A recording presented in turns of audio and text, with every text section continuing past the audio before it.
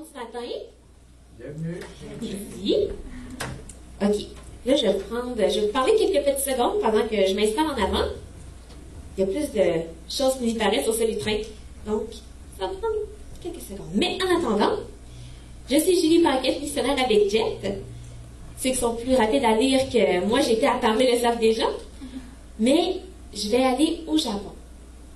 Est-ce qu'il y en a ici qui connaissent Jet? Je sais qu'il y en a assurément quelques-uns. Jet, jusqu'aux extrêmes de la terre, Jet est on the street. Je sais qu'ils sont venus donner un cours pour élever les enfants il n'y a pas trop longtemps. Donc, Jet est, juste donner une petite mise en contexte, Jet est une mission québécoise qui a deux volets. Premièrement, envoyer les jeunes, sensibiliser les jeunes Québécois à la mission en allant dans des voyages à court terme l'été, mais aussi le deuxième volet dont je fais partie, envoyer des missionnaires à temps plein. Personnellement, donc je viens du lac, écoutez-moi bien, Sergent, ok? Ce que vous voyez là, c'est le lac Saint-Jean. C'est pas la même place, c'est environ 3 heures de route.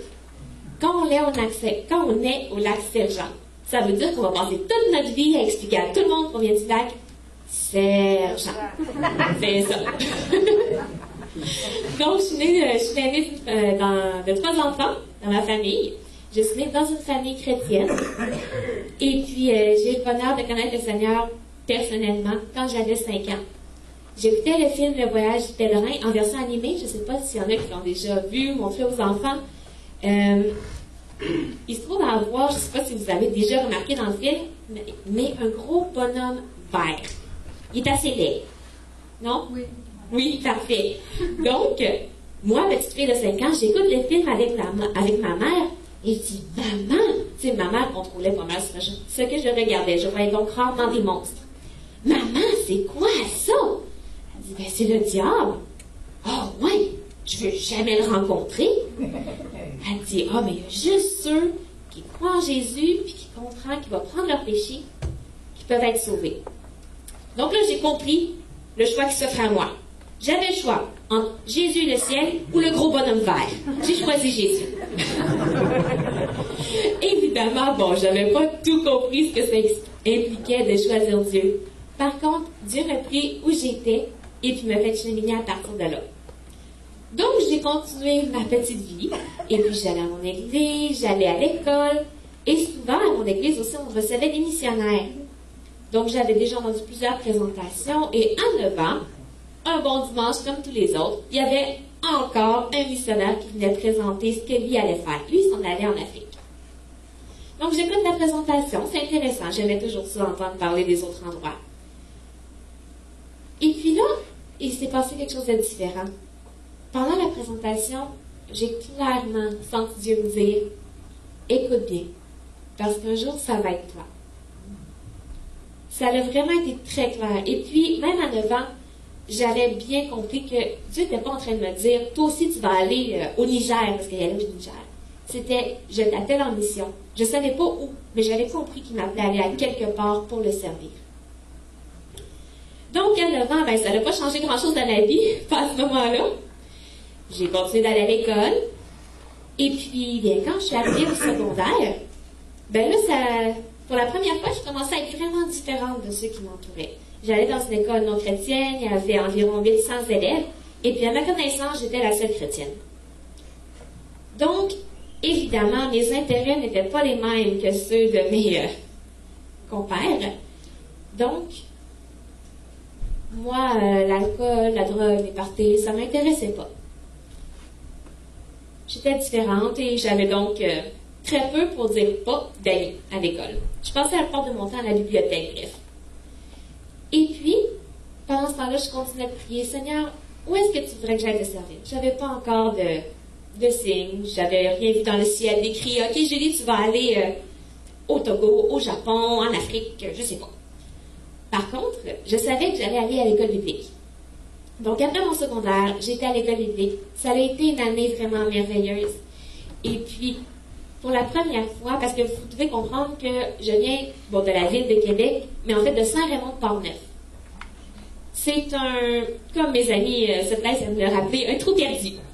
Donc, j'avais pas vraiment de jeunes de mon âge autour de moi, même des chrétiens. Même mon église était loin de chez moi.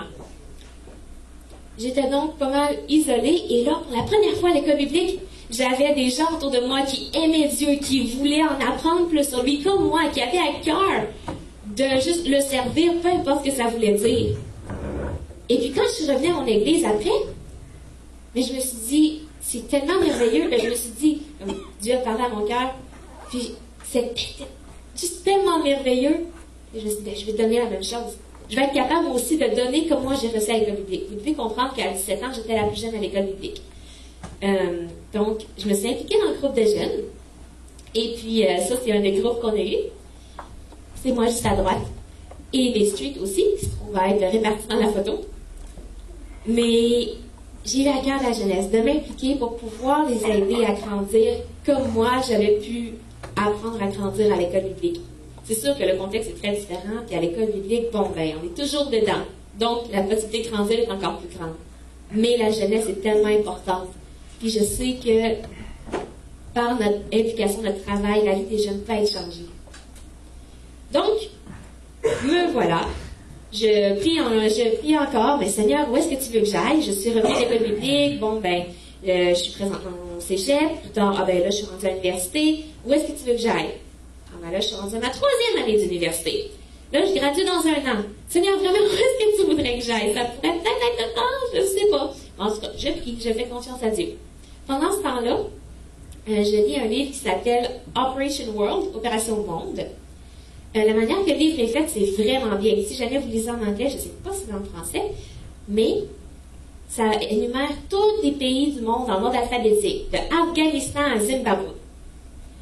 Et puis, ça dit le besoin spirituel des gens qui sont là-bas. Le Canada est aussi dedans. Qu'est-ce que les gens savent sur Dieu, qu'est-ce qu'ils ne savent pas, aussi le nombre de chrétiens, le niveau de vie. Donc, j'ai commencé par A, puis après 1 an, parce qu'à chaque jour, on prie pour un pays différent, on a prié pour tous les pays du monde. Donc, je me suis dit que c'était une bonne place pour commencer, mais aussi pour prier pour les autres. J'ai lu mon livre, Afghanistan, Bangladesh, Canada, ainsi de suite. Et puis, j'arrive à Japon. Bon, rendu là, j'en avais lu des statistiques. Et puis, j'avais prié pour les pays, mais il n'y avait rien vraiment qui me disait « Oh oui, c'est là ».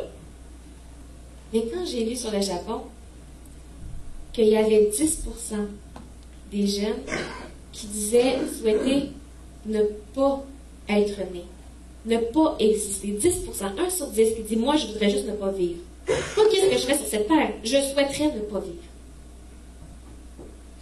Ça m'a touchée. Je m'implique auprès des jeunes pour une raison, c'est parce que je les aime et j'ai à cœur de les voir grandir.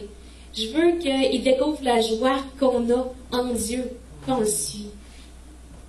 Et puis là, j'ai sérieusement demandé, Seigneur, est-ce que c'est au Japon que tu voudrais que j'aille? Et puis, j'ai pris sur le sujet. Finalement, j'ai eu la paix, pas de dire, oh oui, je suis appelée à être missionnaire au Japon, mais, je vais aller au Japon, rencontrer des missionnaires, des chrétiens japonais, je vais voir qu'est-ce qui se passe là-bas. Puis, Seigneur, je compte sur toi pour me révéler, est-ce que c'est là que tu veux que je te serve? Donc, c'est ce que j'ai fait. J'ai été au Japon. Pendant 6 semaines, je changeais de place environ tous les 2-3 jours, parfois même après 24 heures, pour rencontrer les missionnaires, poser des questions. Qu'est-ce qui se passe? Le Japon, c'est comment? Vous trouvez ça comment, tant missionnaire? Les chrétiens japonais, c'est quoi pour vous suivre Dieu? Qu'est-ce que c'est? Et puis, finalement, en revenant, j'ai vraiment prié et puis Dieu m'a donné la paix que oui, il m'a appelé à aller au Japon. Donc, j'ai terminé mon université, juste récemment. Et puis, maintenant, je commence à faire le tour des églises, à présenter le projet puis à demander pour la prière. Mais c'est vraiment incroyable de voir comment le timing de Dieu, son temps était parfait. À chaque fois, je me disais, ben là, où est-ce que je m'en vais? Mais j'ai jamais raté une année. À chaque fois, Dieu me montrait où est-ce qu'il me voulait. Maintenant, après tout ça, moi, j'ai passé 6 semaines au Japon. Puis je suppose que vous seriez intéressé de savoir, mais qu'est-ce qui se passe au Japon? Donc, vous voyez, le Japon, c'est la partie avec la flèche bleue. Et puis nous, c'est le Québec en rouge. Donc, vous êtes très perspicace et avez deviné que c'est très loin. Même que c'est pas mal à des endroits les plus loin. Si on continue, on se rapproche. Donc, le Japon est un endroit très loin, ce qui implique différentes mœurs, différentes coutumes et différentes géographies.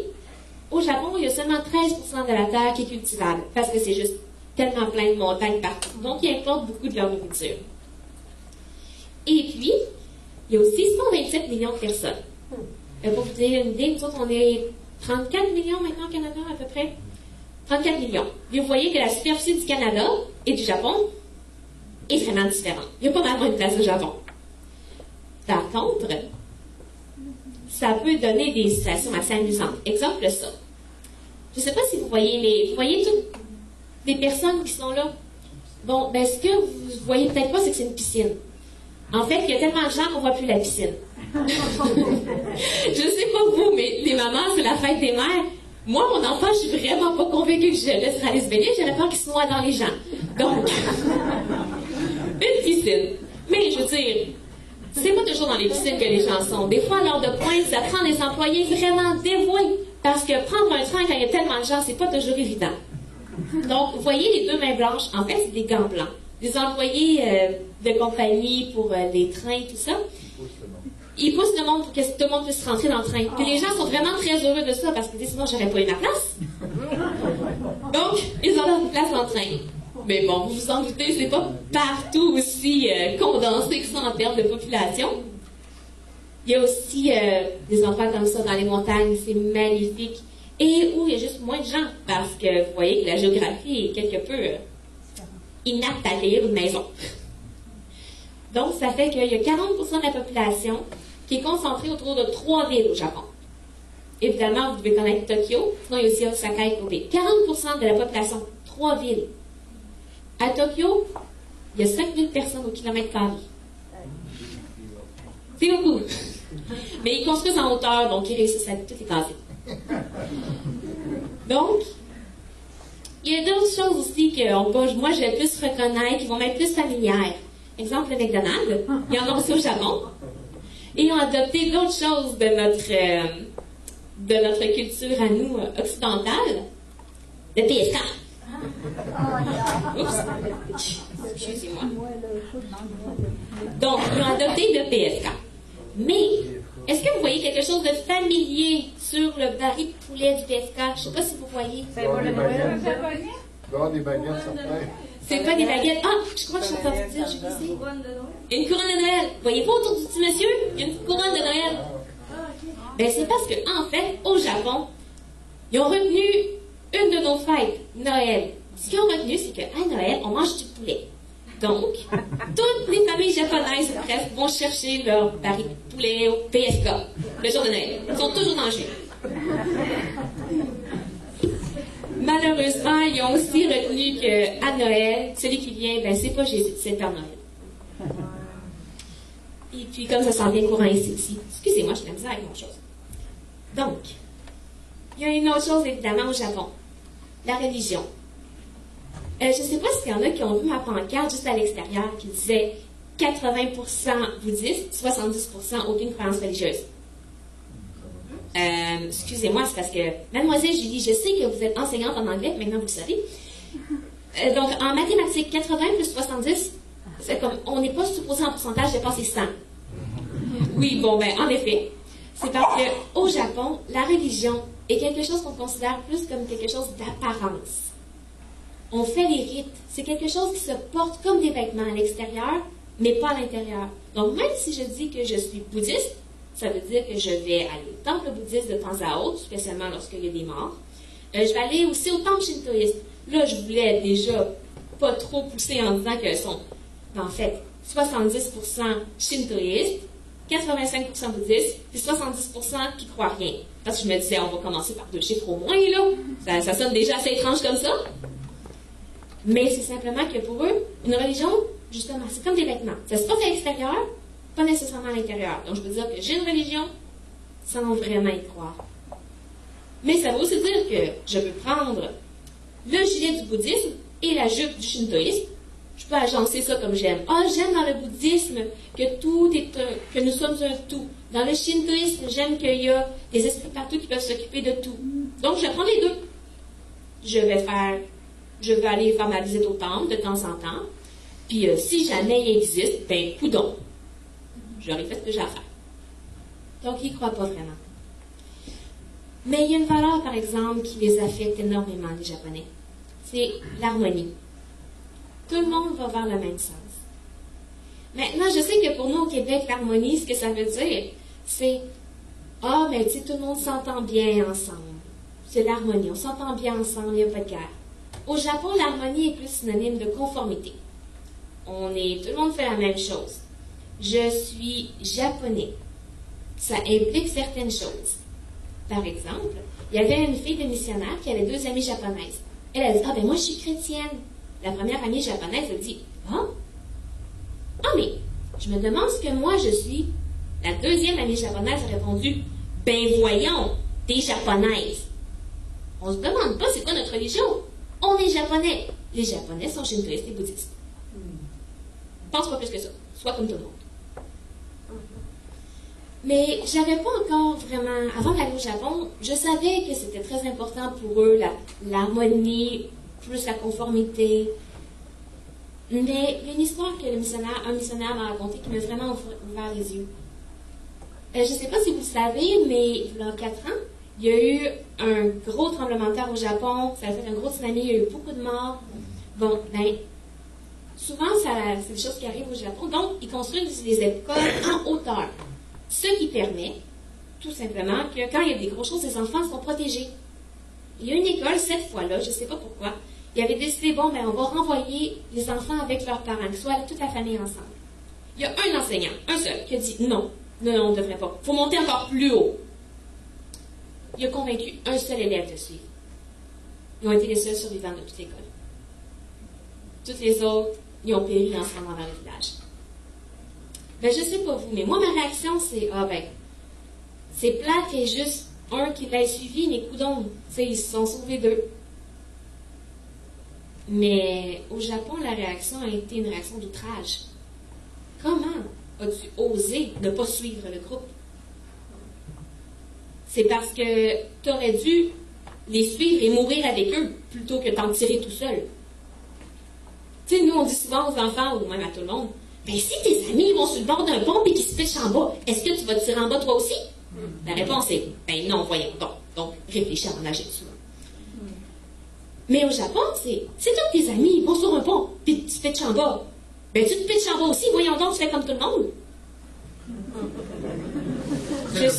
C'est très, oui, c'est très logique, on suit la masse.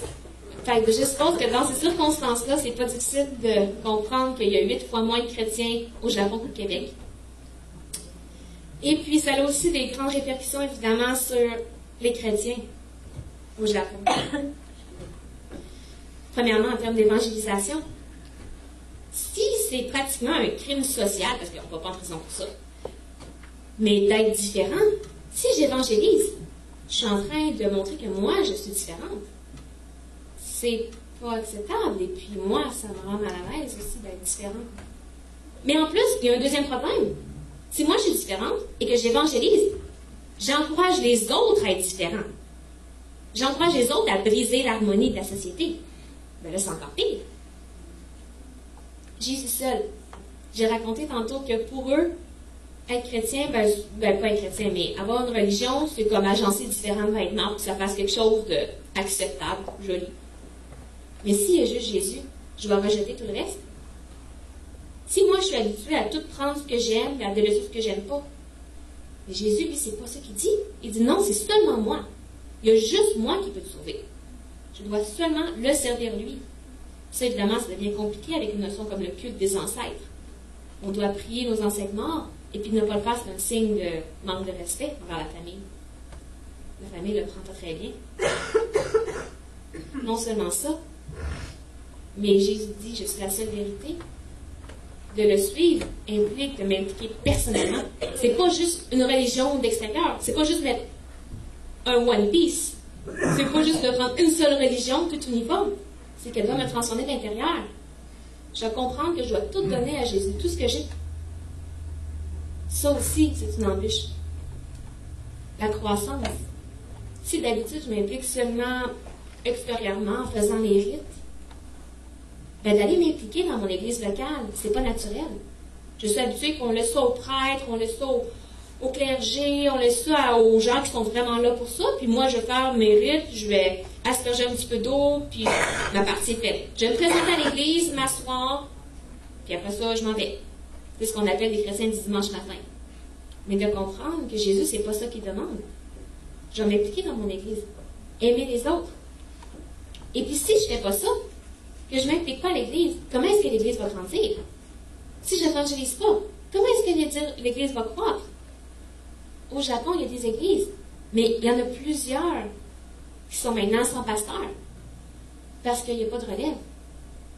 Si on ne s'implique pas dans notre église, comment est-ce que les jeunes vont pouvoir grandir, devenir pasteurs à leur tour? Que Jésus fasse croître l'église. Pour ça, il faut que les chrétiens eux-mêmes s'impliquent. Oui, il est capable sans nous, mais choisis de nous utiliser. Amen. Et puis moi là-dedans, qu'est-ce que je viens faire dans tout ça? Parce que, bon, je suis pas japonaise à la base, vous en doutez. En fait, moi j'y vais surtout pour le ministère de la jeunesse. C'est la première raison qui me fait dire, Seigneur, est-ce que tu veux que j'aille au Japon? Parce qu'il m'a donné un cœur pour les jeunes. Pour les aider à grandir. Pour les aider à apprendre que l'évangélisation, c'est quelque chose que Jésus nous demande de faire. C'est pas juste si ça me tente. Donc oui, j'y vais moi pour évangéliser. C'est sûr, je veux que les jeunes viennent à l'église. Mais je vais aussi leur apprendre, eux, l'importance de ça. Et puis aussi des leaders. Parce que comme j'ai dit, moi je ne suis qu'une personne. Mais si les Japonais eux-mêmes ne s'impliquent pas, comment est-ce que l'Église peut croître? Donc moi j'y vais pour, oui, avoir des groupes de jeunes, un ministère de la jeunesse. À chaque semaine, d'inviter les jeunes, les adolescents qui viennent, qui entendent parler de Dieu, qui puissent grandir dans leur foi, qui puissent croître en apprenant davantage de Dieu, puis se dévouer entièrement, se consacrer. Mais les leaders, j'y vais aussi pour inclure les Japonais dans ce ministère-là. J'y vais pas toute seule, moi je vais faire mes petites choses. J'y vais pour qu'eux apprennent à servir aussi. C'est pas moi qui vais tout leur enseigner, mais j'y vais pour que Dieu puisse travailler dans leur cœur au travers de ce que moi je vais faire, qu'ils viennent s'impliquer, et puis que eux aussi, leur amour pour les autres chrétiens grandisse. Et puis bon, c'est sûr que j'y vais, c'est avec joie, c'est avec honneur que je vais servir Dieu. Mais c'est sûr que ça, des fois, il y a des questions qui viennent avec ça. Déjà, on va me dire, par exemple, est-ce que je peux lire ou parler le japonais? Parce que je veux dire, ils ont quand même 3 systèmes d'écriture. Puis la manière qu'ils écrivent, c'est pas avec un alphabet, c'est avec des signes. Je peux donc lire un texte en japonais, mais tout en français. Parce que j'ai aucune idée comment le dire, mais je comprends ce que veut dire chacun des dessins. Donc, est-ce que je peux lire ou parler le japonais? Est-ce que je peux manger du poisson? Tu sais, on mange beaucoup au Japon du poisson. Est-ce que ça passe? Oh oui, c'est correct. Même avec des baguettes? Oh oui, c'est correct. En fait, j'apprends. Les premiers jours au Japon, j'ai faim. Parce que je n'arrivais pas à utiliser mes baguettes comme il fallait. Mais à la fin du voyage, ça allait bien. Donc, c'est quelque chose qui vient avec le temps. Mais le premier point, lire et parler le japonais, bon, je savais que je devais apprendre. Par contre, un jour, vous savez, mon sens de direction est exécrable. Donc, j'étais en train de conduire et je dois souvent me référer aux pancartes. Au GPS, mais souvent les pancartes en GPS, il n'y a plus de batterie. Et là, la pancarte, bon, il faut que j'aille à droite, je suis le numéro. Si j'étais au Japon, je pourrais pas lire la pancarte. Je serais perdue. Ben, en fait, Dieu s'organiserait, mais je veux dire, quand même, c'est rassurant de pouvoir lire les pancartes, oui? Ben, ok, oui, je sais que la 138 ici, comme, a rempli beaucoup de fonctions, mais n'empêche. À Québec, je serais toute perdue. Donc, c'est beaucoup de choses comme ça que, oui, je vais devoir apprendre. Et puis, comprendre aussi, c'est une culture différente. Il y a tout simplement une madame qui avait une missionnaire qui avait voulu donner un cadeau à une dame japonaise. Elle a petit les petits sacs en carton avec des petits papiers de soie par-dessus, que c'est bien agencé, c'est joli. Bon, ben la madame, elle a été dire au pasteur qui était japonais, dis à la missionnaire qu'elle peut reprendre ses cochonneries. Parce que eux, un cadeau, ben, ça s'emballe dans un beau papier. Puis là, tu prends pas un sac en carton puis mettre du papier. Tu vois, ça se fait pas. C'est comme des cochonneries, c'est des vidanges. Il faut que tous les coins soient bien pliés. Donc, même en voulant bien faire, ben, ça se peut que des fois, je fasse des boucles comme ça, moi aussi. Et c'est à cause de toutes ces raisons que j'ai besoin de prière. Vous voyez à l'extérieur, je ne sais pas si vous l'avez vu, il y a la table ronde. Et puis, vous avez des choses là-dessus. Exemple, ma carte de prière. Et puis aussi un pamphlet qui explique davantage ce que je vais faire au Japon. Et principalement, un tableau. Un petit tableau. Une feuille sur lequel vous allez trouver 3 colonnes très importantes. C'est une feuille comme ça. C'est écrit nom, courriel ou adresse, je vais prier là. Parce que c'est pas quelque chose que je peux faire toute seule aller au Japon. J'ai besoin des frères et sœurs qui sont en arrière de moi, qui prient pour moi, pour ce que Dieu veut faire là-bas, pour que ça puisse arriver. Je sais que des fois, il y a des gens qui demandent seulement pour un aspect, quand ils viennent présenter. Mais c'est parce que si je sais que je viens en demandant pour la prière, Dieu peut tout au travers de la prière. Il peut aider la madame à qui j'ai parlé de Dieu à comprendre qu'est-ce que ça veut vraiment dire d'avoir Jésus comme sauveur. Il peut aider la jeune fille qui est en train de vraiment avoir de la difficulté à être différente dans son école, à le suivre entièrement. Avec la prière, tout devient possible parce que Dieu écoute. Et c'est pour ça que si il vous le met à cœur, je vous prierai de prendre 1 minute, d'aller sur la petite table là-bas tantôt, d'écrire votre nom, adresse, courriel, ou sinon, ça peut être aussi l'adresse postale, je vais les envoyer, il n'y a aucun problème. En fait, après ça, moi, je vous envoie ma lettre de nouvelles. Elle s'appelle un paquet de nouvelles. Et puis, vous l'avez donc en format courriel ou en format envoyé. Vous voyez, c'est un paquet de nouvelles. Ça se reçoit par la poste aussi. Il n'y a pas de problème. Et, important, et juste ici, je vais prier le jour de la semaine. Ça va être mardi, mercredi, dimanche, celui qui vous tente. 1 jour par semaine où je vous demande de prier pour moi, pour ce que Dieu va faire. Et puis, vous pouvez m'oublier le reste de la semaine. C'est pas grave. Mais qu'une journée, vous soyez là pour prier pour moi. Donc, moi, de mon côté, je vous envoie ici juste des requêtes de prière, parce que je sais que c'est le fun aussi de savoir qu'on prie. Et voilà, ça c'est ma carte de prière, le petit pamphlet. Vous allez trouver à l'arrière, ainsi qu'un petit carton qui dit « Jet » et où vous pouvez en apprendre plus sur la mission. Merci beaucoup pour votre temps.